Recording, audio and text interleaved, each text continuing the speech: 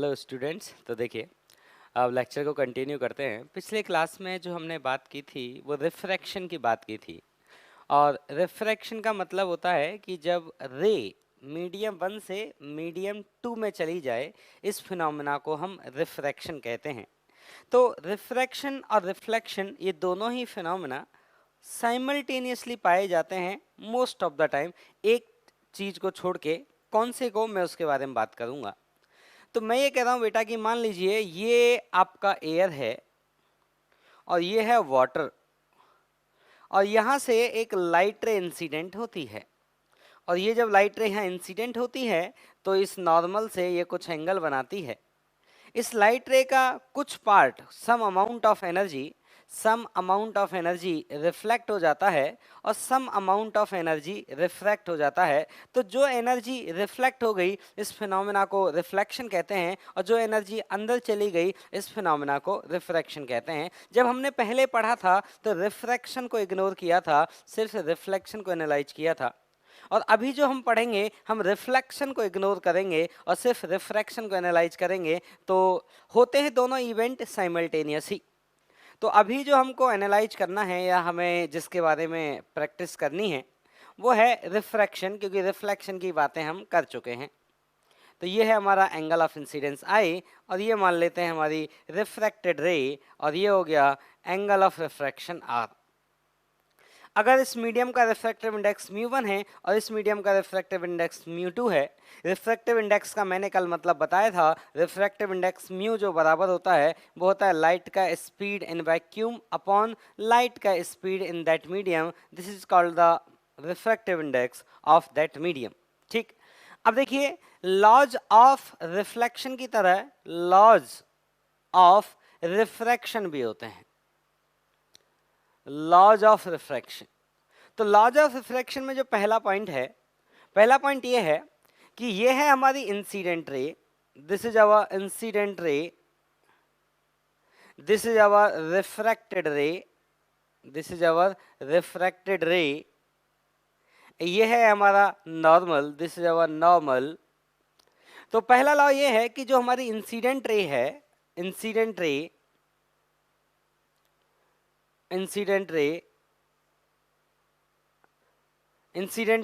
Normal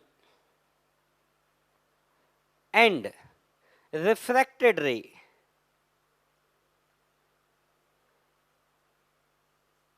are coplanar. मतलब incident ray और normal और रिफ्रैक्टेड रे तीनों किस में होंगी? एक प्लेन में होंगी। और दूसरा ये है कि जो हमारा एंगल ऑफ इंसिडेंस है और जो रिफ्रैक्टिव इंडेक्स है, जिसको हम स्नेल्स लॉ बोलते हैं, तो दूसरा पॉइंट है μ1 sin i equal to μ2 sin r।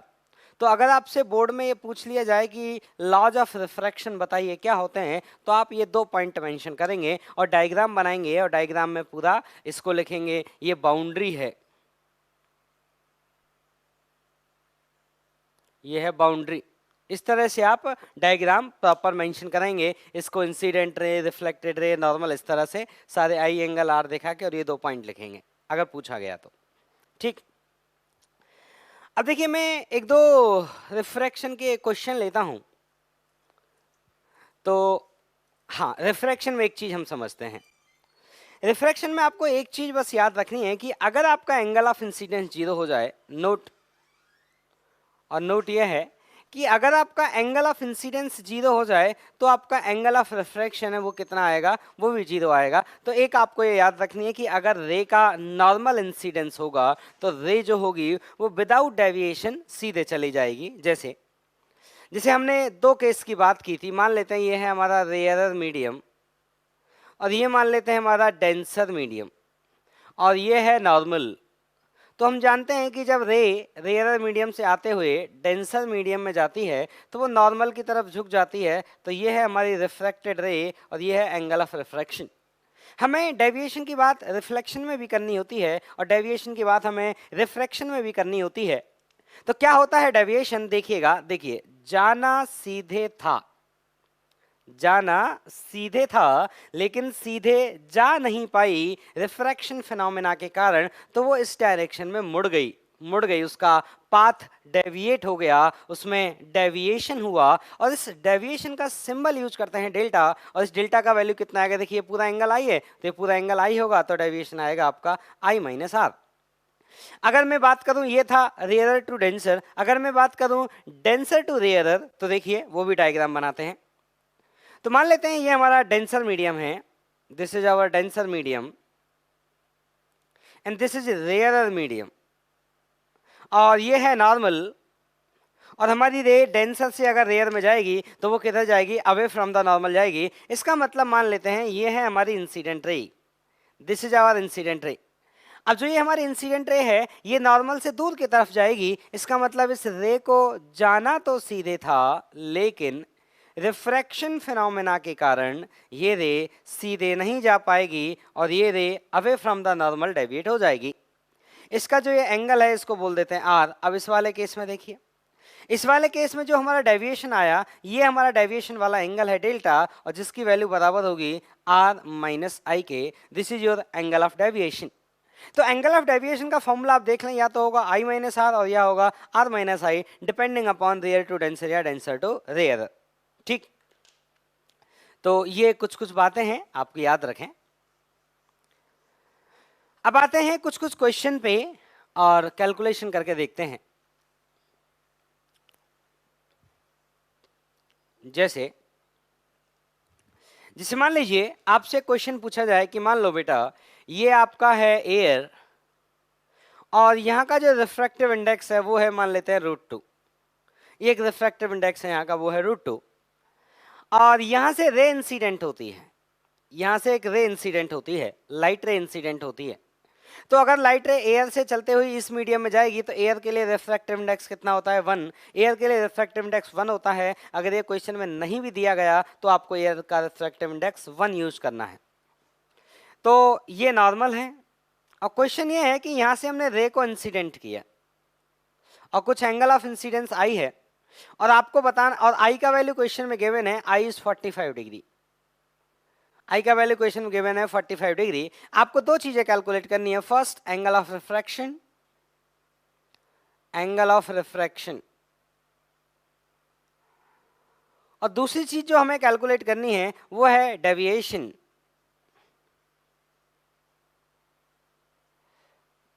तो एंगल ऑफ रिफ्रैक्शन कितना होगा और डेविएशन कितना होगा, ये चीज हमें कैलकुलेट करनी है। तो देखो एक बात तो क्लियर है कि जो रे है वो हमारी रेयरर मीडियम से डेंसर मीडियम में जा रही है, तो रे झुकेगी नॉर्मल की तरफ। तो पहले वाला पार्ट कैलकुलेट करते हैं, एंगल ऑफ रिफ्रैक्शन। तो देखिए हम लगाएंगे स्नेल्स लॉ, तो 1 इंटू साइन 45 डिग्री बराबर आएगा √2 इंटू साइन आर, ये हमारा एंगल ऑफ रिफ्रैक्शन, जिसको मान लेंगे हम कितना आर। अब यहाँ से स्नेल्स लॉ लगा के देखिए हमें क्या मिला, हमें साइन आर की जो वैल्यू आई वो आई 1/2। इसका मतलब जो आर आया वो कितना आया 30 डिग्री, मतलब जो एंगल ऑफ रिफ्रैक्शन होगा वो कितना होगा 30 डिग्री होगा। अब नेक्स्ट सुनना, डेविएशन। तो बेटा डेविएशन देखो, जाना रे को सीधे था लेकिन रे सीधे नहीं जा पाई, रे के पाथ में आया डेविएशन, और जो डेविएशन आया उसका डायरेक्शन कौन सा है, क्लॉकवाइज। तो डेविएशन जो आएगा वो क्लॉकवाइज डेविएशन आएगा, सेकंड क्लॉकवाइज डेविएशन आएगा, क्लॉकवाइज। और उसका अगर हमको वैल्यू लिखना है तो ये एंगल है 45 और ये एंगल है 30, तो उसका वैल्यू लिखना है तो वो आएगा 45 डिग्री माइनस 30 डिग्री, आंसर आया 15 डिग्री। तो हमारी जो रे का डेविएशन होगा वो क्लॉकवाइज डायरेक्शन में होगा और कितना होगा 15 डिग्री होगा। लिख लें। एक क्वेश्चन और पूछते हैं आपसे।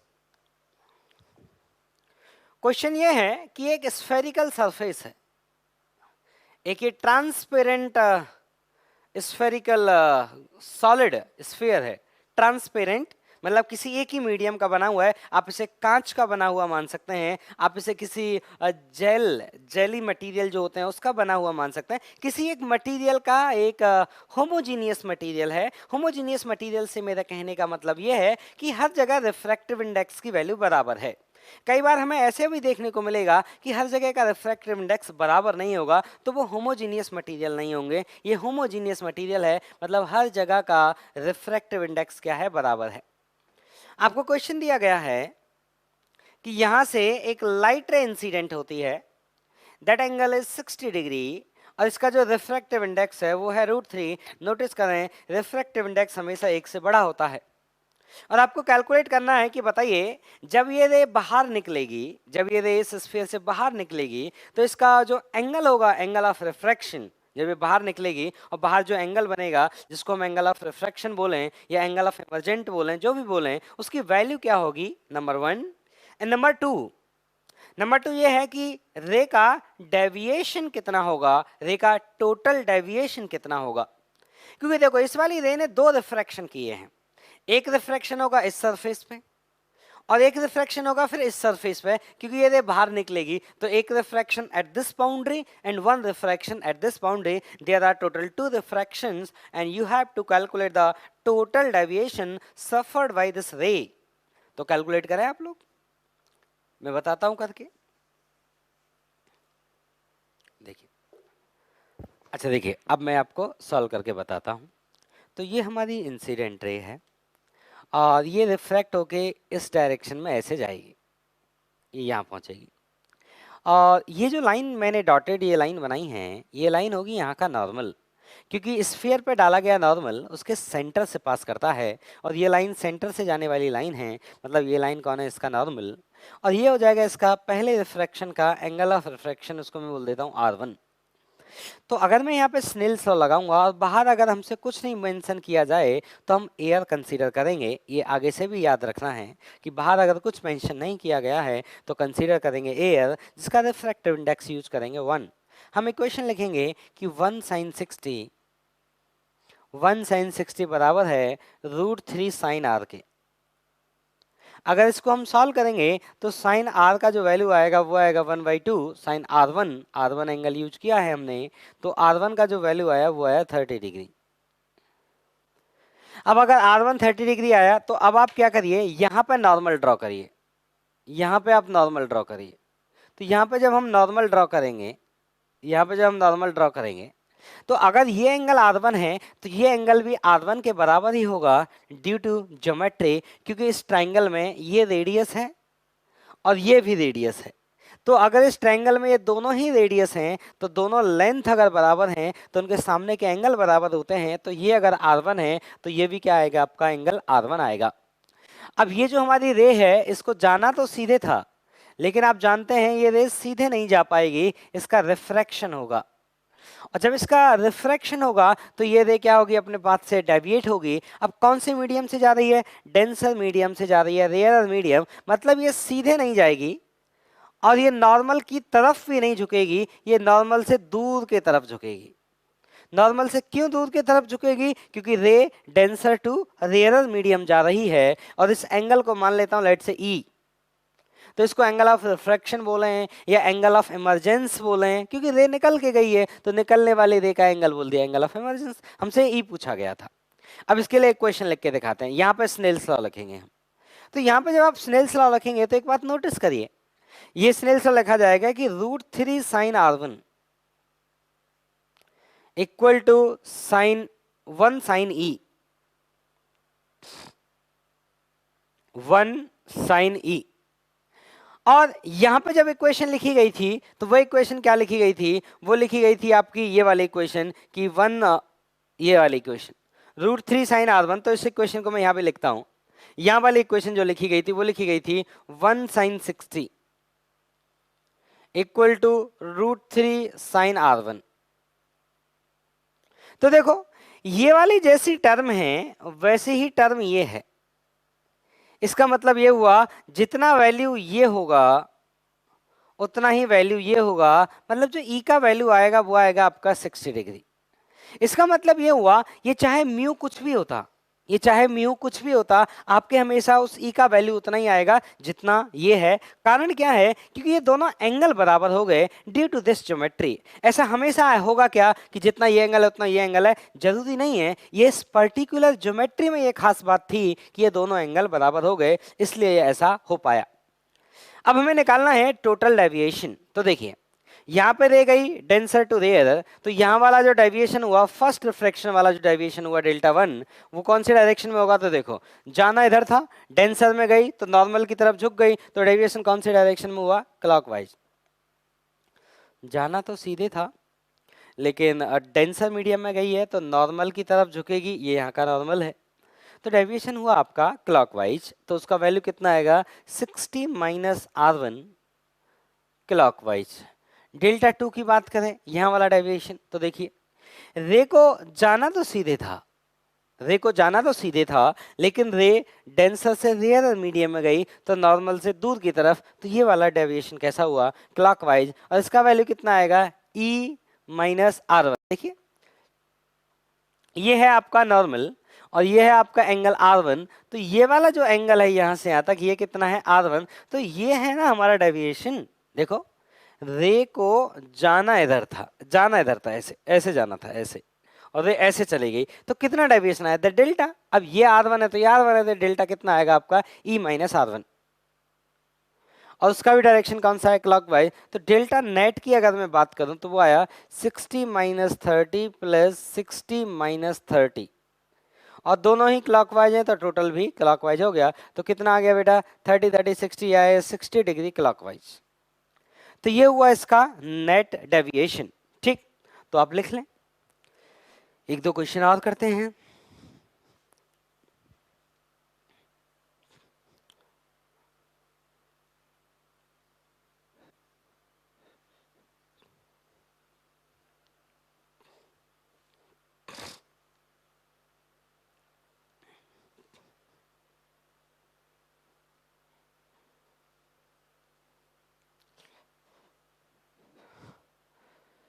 और सुनना बेटा, और देखिए एक क्वेश्चन इस तरह से है कि मान लीजिए ये एक रिवर है, ये एक रिवर है, और रिवर में यहाँ पे, रिवर में मान लेते हैं यहाँ तक पानी है, रिवर में यहाँ तक पानी भरा हुआ है। इस पानी का जो हाइट है उसको मान लेते हैं h, और एक पोल लगाया गया है इस रिवर में, ये पोल है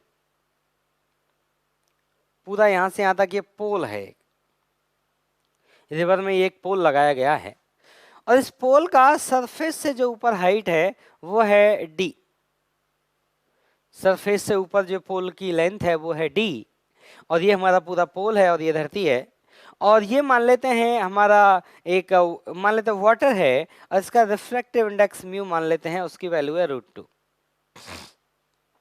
रिफ्रैक्टिव इंडेक्स की वैल्यू क्या है? √2। अब क्वेश्चन सुनना बड़े ध्यान से। अब यहां से लाइट रेज आती हैं, लाइट रेज आती हैं, और ऐसा नहीं है कि सिर्फ एक दो लाइट रेज है, number of rays are infinite, they are infinite light rays जो आ रही हैं। अब जो इनफाइनाइट लाइट रेज जो आ रही हैं, अब उनमें से कुछ रे जो पोल से टकरा जाएंगी वो आगे नहीं जा पाएंगी, और जो पोल से नहीं टकराई हैं वो आगे कंटिन्यू कर जाएंगी। तो आपको क्या मिलेगा? इस नदी के बॉटम में इस पोल का एक शैडो मिलेगा। ठीक है, तो आपको बताना है लेंथ ऑफ शैडो, यहां पे लिखते हैं, आपको जो बताना है वो है length of shadow of pole on bottom of river.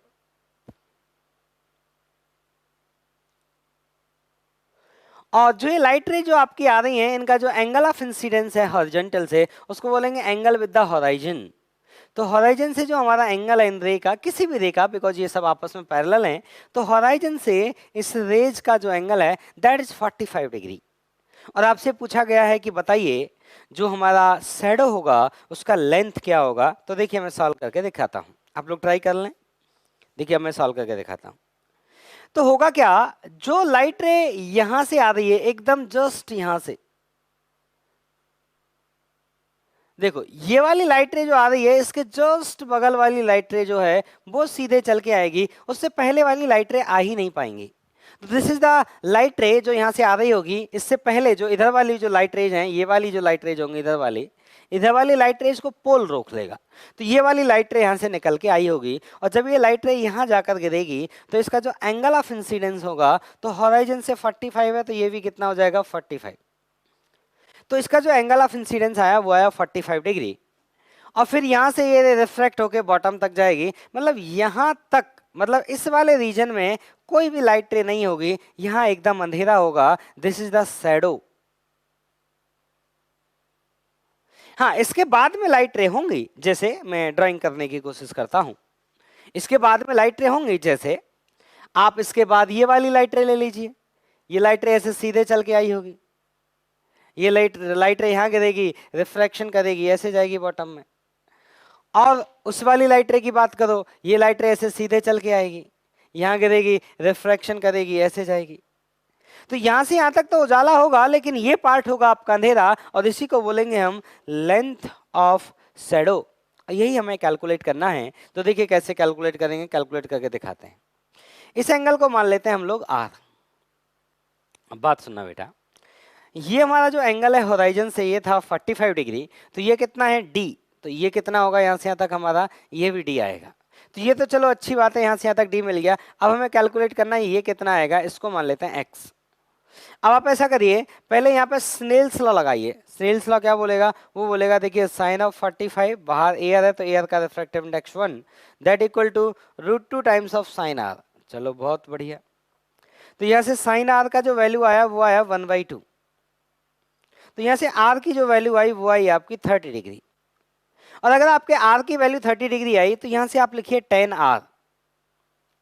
जब यहाँ से आप 10 आर लिखेंगे तो वो आएगा x/h। ये यहाँ से तक मैंने h बोला आपको, तो 10 आर कितना आएगा x/h। तो r कितना होता है 30 डिग्री, तो 10 30 किसके बराबर है, x/h के। तो x इसके बराबर आया आपका h/√3। तो अगर आपसे शैडो की जो लेंथ पूछी गई थी, उसका जो आपका आंसर होगा वो आंसर होगा द d + x, मतलब d + h/√3। This is the length of shadow. लिख लें आप सभी लोग। तो देखो इस तरह से आपको रिफ्रैक्शन की कैलकुलेशंस करनी होंगी, ठीक।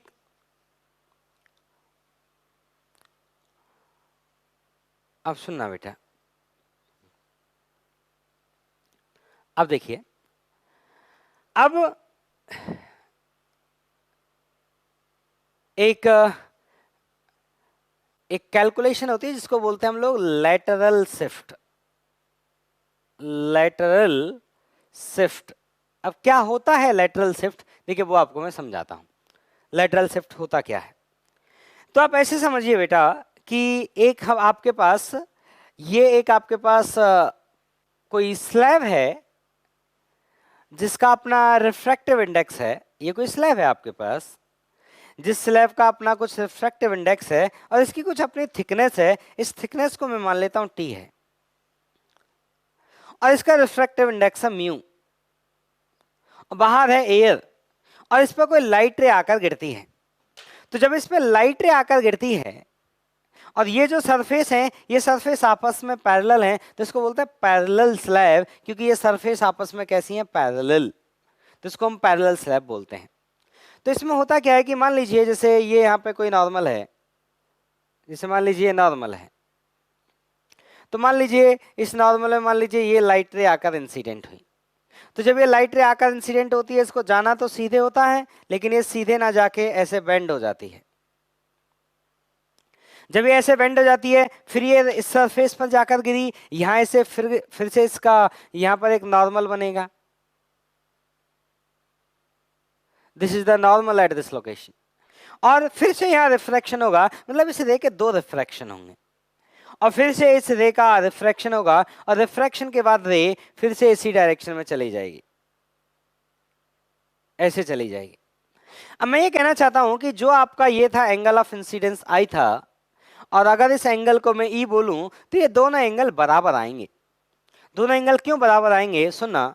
अगर इस एंगल को मैं आर बोलूं तो ये एंगल भी आर के बराबर होगा, due to this geometry, because these lines, ये वाली लाइन और ये वाली लाइन आपस में कैसी हैं, पैरेलल। तो ये एंगल अगर आर है तो ये भी एंगल क्या हो जाएगा, आर, क्योंकि ये दोनों कैसी हैं, पैरेलल। और हमसे पूछा जाता है लेटरल शिफ्ट। तो लेटरल शिफ्ट कहते किसको है, तो देखो बेटा ध्यान से, अगर आप इस लाइन को एक्सटेंड करके देखें तो आप ऐसे समझिए कि इस रे को जाना इधर था, इस रे को जाना सीधे था, लेकिन सीधे जाना संभव नहीं हो पाया इस स्लैब के कारण। तो इस स्लैब ने इस रे को थोड़ा शिफ्ट कर दिया इस डायरेक्शन में, लेटरल डायरेक्शन में। और इसको, इस डिस्टेंस को अगर मैं डी बोलूं तो यही है हमारा लेटरल शिफ्ट। देखिए जाना तो इधर था लेकिन रे चली इधर गई, ठीक। और देखिए ये दोनों एंगल क्यों बराबर होंगे, मैं उसके लिए इक्वेशन लिख देता हूं। देखिए बाहर आपका मान लेते हैं 1 है और यहां मान लेते हैं रिफ्रैक्टिव इंडेक्स आपका म्यू है। तो जब आप यहां इक्वेशन लिखेंगे तो यहां इक्वेशन आएगा आपका 1 sine I that equal to mu sine R. और जब आप यहां इक्वेशन लिखेंगे तो यहां इक्वेशन लिखेंगे आप mu sine r equal to 1 sine e. तो आप इन दोनों इक्वेशन को अगर बड़े ध्यान से देखेंगे तो आपको पता चलेगा कि ये भी म्यू साइन आर है, ये भी म्यू साइन आर है, तो ये 1 साइन ई है, ये 1 साइन आई है और ये 1 साइन ई है। इसका मतलब आई और ई भी दोनों क्या होंगे, बराबर होंगे। तो मैं ई इस्तेमाल नहीं करूंगा, ई की जगह मैं आई ही इस्तेमाल करूंगा। और हमसे जब पूछा जाता है, हमसे पूछा जाता है कि ये लेटरल शिफ्ट क्या होगा, तो हमें इस लेटरल शिफ्ट की कैलकुलेशन करनी होती है, ठीक। अब देखिएगा इस लेटरल शिफ्ट की कैलकुलेशन कैसे करते हैं वो आपको पहले बताता हूं, तो सुनना। इसको हटा देते हैं।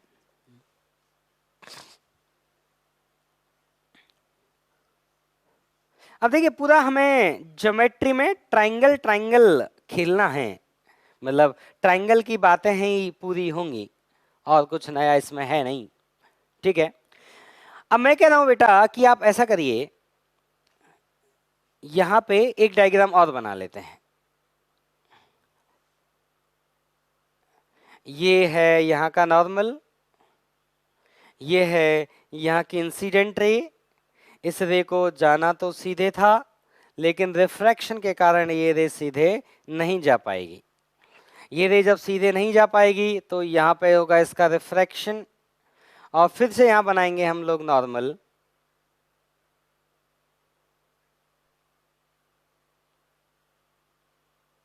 फिर से यहाँ बनाएंगे हम लोग नॉर्मल और यहाँ से ये रे ऐसे जाएगी और ये दोनों रेज आपको पैरेलल दिखनी चाहिए।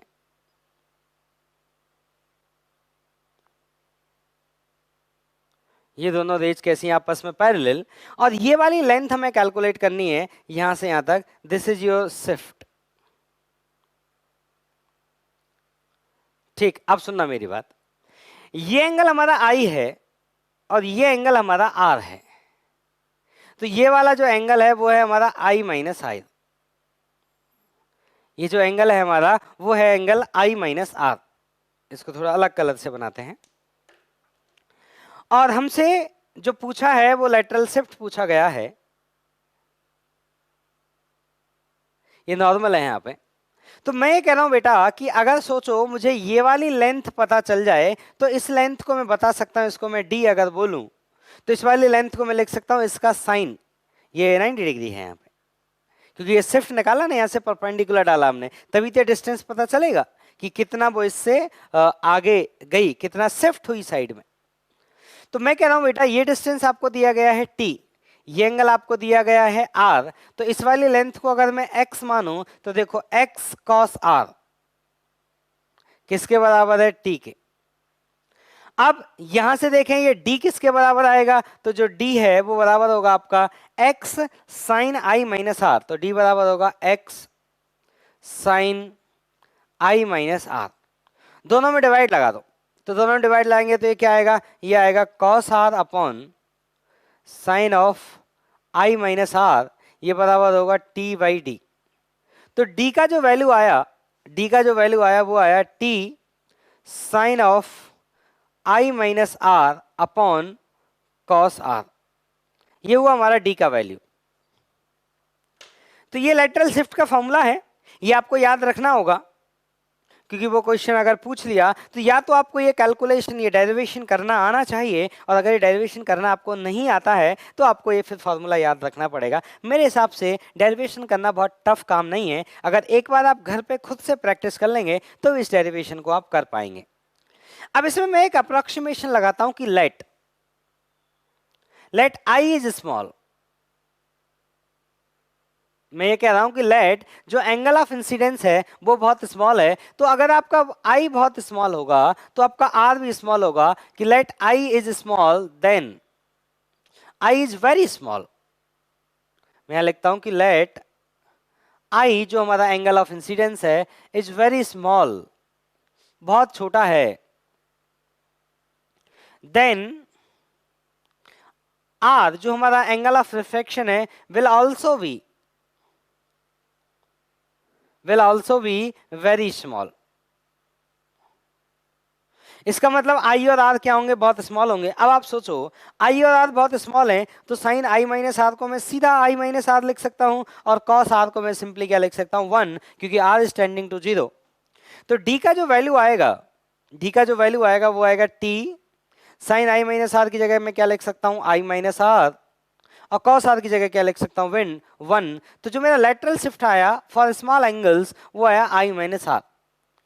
अब मुझे मान लीजिए आर भी भगाना है, मुझे आर को भी मैनिपुलेट करना है, तो मान लीजिए ये रिफ्रैक्टिव इंडेक्स म्यू है और ये रिफ्रैक्टिव इंडेक्स 1 है, तो जब मैं स्नेल्स लॉ लगाऊंगा यहाँ के लिए, तो अगर ये कुछ और रिफ्रैक्टिव इंडेक्स होता, जैसे मान लो इसको बोल देते लेट्स से म्यू मीडियम, और इसको बोल देते मान लीजिए म्यू स्लैब, ठीक है, और इसको बोल देते मान लीजिए म्यू मीडियम, कि किस मीडियम में स्लैब रखी है। अगर ये स्लैब एयर में रखी है तो म्यू मीडियम का वैल्यू हम 1 यूज करेंगे, और ये स्लैब अगर किसी और मीडियम में रखी हुई है तो म्यू मीडियम का वैल्यू उस और मीडियम के हिसाब से यूज करेंगे। जैसे पानी होगा तो 4/3, गिलास होगा तो 3/2, गिलास के लिए म्यू 3/2। अब आप यहाँ पे स्नेल्स लॉ लगाइए। स्नेल्स लॉ क्या बोलता है, स्नेल्स लॉ बोलेगा कि mu medium of sine I बराबर हो जाएगा mu slab of sine R के। तो आई और आर हमारे बहुत स्मॉल है, क्योंकि मैं स्मॉल एंगल की रेंज में बात कर रहा हूं, तो ये आया कि म्यू मीडियम का जो वैल्यू है इनटू आई बराबर हो जाएगा म्यू स्लैब इनटू आर। तो यहां से अगर आप आर की वैल्यू लिखेंगे तो आर की वैल्यू आई आपकी mu medium into I divided by mu slab, और इस आर को अगर आप यहां ले जाकर पुट करेंगे तो डी का जो फॉर्मूला आया वो है टी इंटू आर की जगह पुट करेंगे तो आई भी कॉमन आ जाएगा, आई भी कॉमन आ गया, और अंदर बचेगा आपका 1 minus mu medium divided by mu slab. तो इस तरह से हम इसका कैलकुलेशन कर सकते हैं अगर हमसे कभी पूछा जाए तो इसको लिख लें ध्यान से। और देखिए आदमी हर चीज रट नहीं सकता, तो आपको कुछ चीजें समझ समझ के लिखनी होंगी कि क्या वो वैल्यू होगी, तो आप इसे लिख लें। ठीक, अब सुनना, अब देखिए आगे बढ़ते हैं। अब हम लोग हमारी जो डिस्कशन है उसको फोकस करेंगे, उसका जो डिस्कशन का एरिया रहेगा वो डिस्कशन का एरिया रहेगा कि plane surface, refraction at the plane surface. अब हम कर्व्ड सरफेस के रिफ्रैक्शन की बात नहीं करेंगे, कर्व्ड सरफेस का रिफ्रैक्शन अलग से स्टडी किया जाएगा। सबसे पहले हमें स्टडी करना होगा रिफ्रैक्शन एट प्लेन सरफेसेस। तो मैं हेडिंग डाल दे रहा हूं, refraction at plane surfaces. Plane surfaces और कर्व्ड सरफेसेस दोनों में फर्क होता है। प्लेन सरफेसेस का मतलब है जिसका रेडियस इनफाइनाइट हो, रेडियस ऑफ कर्वेचर।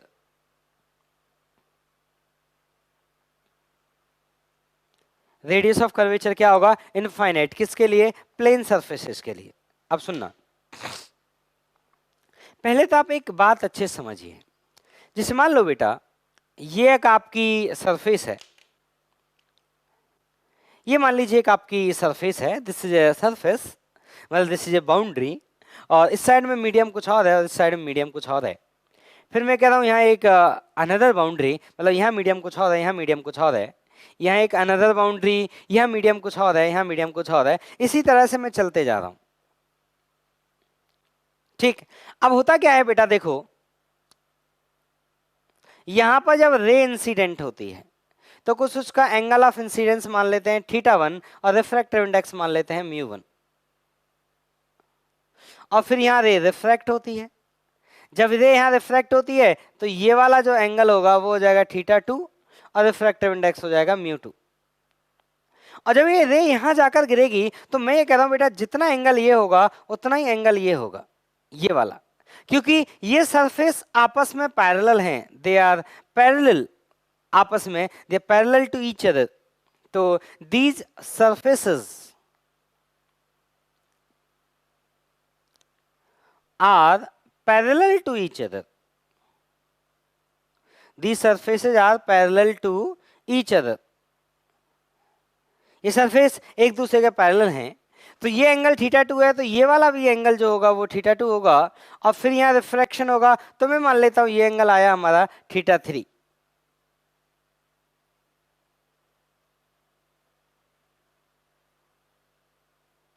ये जो एंगल आया हमारा यहाँ से यहाँ तक, ये एंगल आया θ3 और इसका रिफ्रैक्टिव इंडेक्स मान लेते हैं μ3।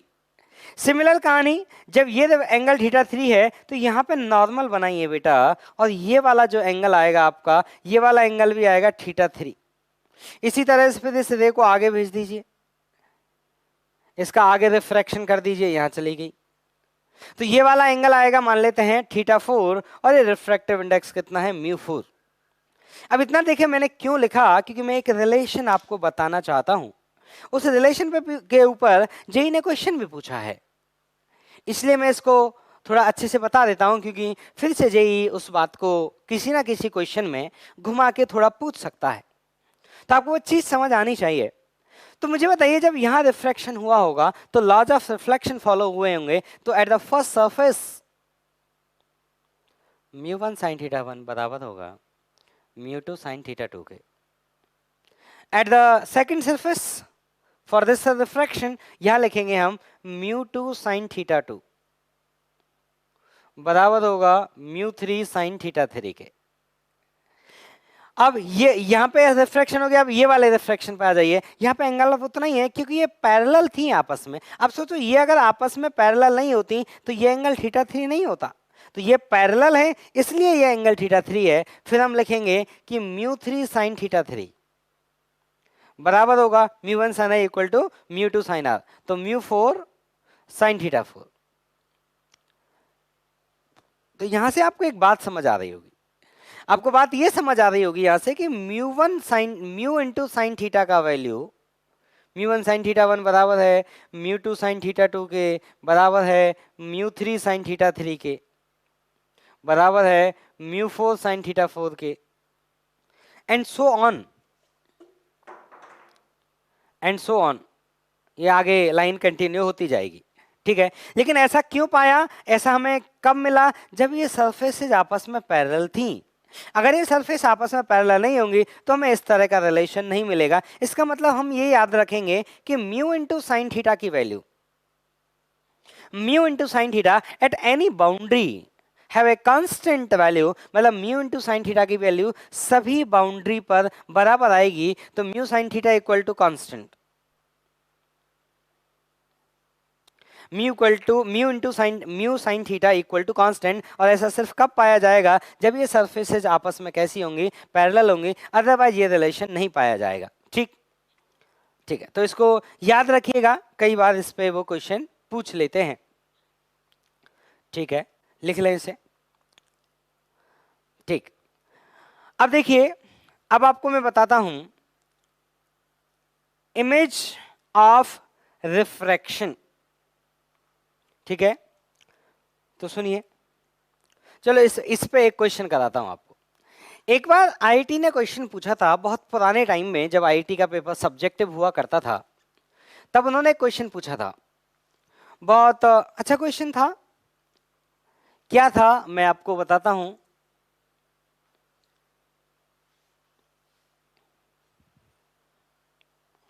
तो उन्होंने जो क्वेश्चन पूछा था वो क्वेश्चन ये पूछा था कि जैसे मान लीजिए बेटा ये है आपकी वाई एक्सिस और ये है आपकी एक्स एक्सिस, उन्होंने ऐसे बोला।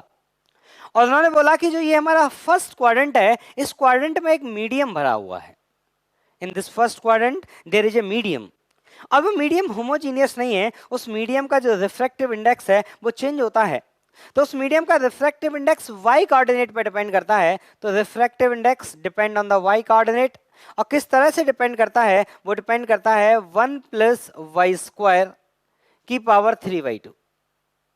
ये वो रिफ्रैक्टिव इंडेक्स है जो इस मीडियम का डिपेंड करता है, और वो सिर्फ किस पे डिपेंड करता है? वाई कोऑर्डिनेट पे डिपेंड करता है। तो मुझे बताइए, अगर मैं इन पॉइंट की बात करूं, ये पॉइंट देखिएगा ध्यान से, क्या इन सभी पॉइंट का वाई कोऑर्डिनेट सेम होगा? बिल्कुल सेम होगा, क्योंकि इन सभी का जो वाई कोऑर्डिनेट है वो कैसा है? सेम है। तो रिफ्रैक्टिव इंडेक्स इन सभी पॉइंट का सेम होगा। इनके मैं नीचे वाले ये पॉइंट कंसीडर करता हूं, क्या इन पॉइंट का रिफ्रैक्टिव इंडेक्स सेम आएगा? बिल्कुल सेम आएगा, क्योंकि इन सभी पॉइंट का भी जो वाई कोऑर्डिनेट है वो कैसा है? सेम है। इसके ऊपर वाले पॉइंट की बात करें तो इनका भी वाई कोऑर्डिनेट सेम है। इसका मतलब ये वाली जो लाइन है, इस वाली लाइन को मैं बाउंड्री कह सकता हूं। इस वाली लाइन को मैं क्या कह सकता हूं? बाउंड्री कह सकता हूं। इस लाइन को मैं बाउंड्री क्यों कह सकता हूं? क्योंकि इसके ऊपर और इसके नीचे दोनों साइड में जो रिफ्रैक्टिव इंडेक्स है वो अलग अलग है। मतलब ये लाइन, ये सरफेस दो डिफरेंट मीडियम को सेपरेट करती है। ऊपर मीडियम अलग है और नीचे मीडियम अलग है, इसलिए जो बाउंड्री होंगी, जो सरफेसेज होंगी, वो कैसी हो जाएंगी? ऐसे हॉरिजॉन्टल। तो जब हम रिफ्रैक्शन का फिनोमेना करते हैं तो हमें नॉर्मल ड्रॉ करना पड़ता है। तो जो नॉर्मल ड्रॉ होंगे वो कैसे होंगे? Parallel to Y axis. अब क्वेश्चन क्या था वो क्वेश्चन समझिएगा। ये तो मैं आपको सॉल्यूशन का एक पार्ट बता दिया।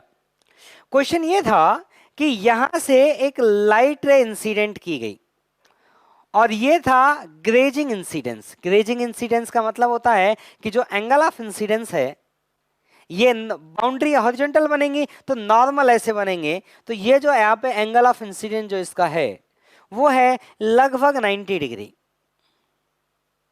तो ओरिजिन पर एक लाइट रे इंसिडेंट होती है। क्या होता है बेटा? ओरिजिन पर एक लाइट रे इंसिडेंट होती है और ये लाइट रेस मीडियम में चल के जाती है। और जब ये लाइट रेस मीडियम में चल के जाती है तो इस लाइट रे का जो लोकस होगा या इस लाइट रे का जो ये पाथ होगा, इस पाथ का इक्वेशन क्या होगा? ये हमसे पूछा गया था। इक्वेशन ऑफ पाथ क्या होगा? ये हमसे